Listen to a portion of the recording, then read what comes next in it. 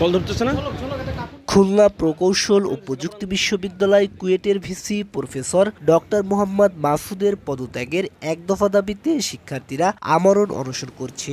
22 April দুপুরে সরজমিনে দেখা গেছে 32 জন শিক্ষার্থী অনশন শুরু করলেও 29 জন শিক্ষার্থী অনশন অব্যাহত রেখেছে। কিন্তু দীর্ঘ সময় না খেয়ে থাকায় আন্দোলনরত অনশনকারীরা ক্রমান্বয়ে দুর্বল হয়ে পড়ছে। তবুও শিক্ষার্থীরা বলছে, দাবি না মানা পর্যন্ত তাদের আমরণ অনশন চলবে। আমাদের যতক্ষণ পর্যন্ত ভিসি মাসুদ তার গদি না ছাড়বে ততক্ষণ পর্যন্ত এখানে অনশন থেকে আমরা কেউ উঠবো না। একটু আগে আমার ডিপার্টমেন্টের একজন জুনিয়র, আমার নিজের আপন জুনিয়র, সে অসুস্থ হয়ে পড়েছে। এখনও পর্যন্ত ইন্টারিম থেকে আমাদের সাথে কোনো ধরনের যোগাযোগ করা হয়নি। এই জন্য আমরা ইন্টারিমের প্রতি আসলে খুবই আশাহত। মানে যে রক্তের বিনিময়ে তারা ক্ষমতায় বসেছে, সেই রক্তের উপর ছাত্রদের রক্ত চলে যাচ্ছে, জীবন চলে যাচ্ছে, তারপর তাদের কোনো সাড়া নেই। আশা করি তাদের খুবই অতি দ্রুত টনক নড়বে। এদিকে ছাত্রদের অনশন ভাঙাতে তৎপর রয়েছে বিশ্ববিদ্যালয়ের ছাত্র কল্যাণ দপ্তর। কুয়েটের শিক্ষকরা শিক্ষার্থীদের আমরণ কর্মসূচি থেকে সরে এসে আলোচনায় বসার প্রাণপণ চেষ্টা চালিয়ে যাচ্ছেন।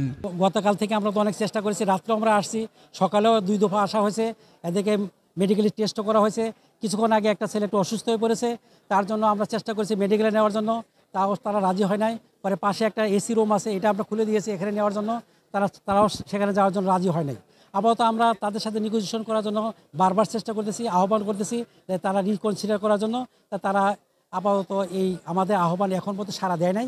আমরা আশাবাদী হয়তো শেষ পর্যন্ত তারা সাড়া দিতে পারে। এবছরের 18 ফেব্রুয়ারি কুয়েটে সংঘর্ষের পর থেকে আন্দোলনরত শিক্ষার্থীরা কুয়েট ভিসির পদত্যাগ সহ মোট 6 দফা দাবিতে আন্দোলন করলেও এখন তারা কুয়েট ভিসির পদত্যাগের 1 দফা দাবিতে আমরণ অনশন করছে। SM. Rohan, voice of tiger.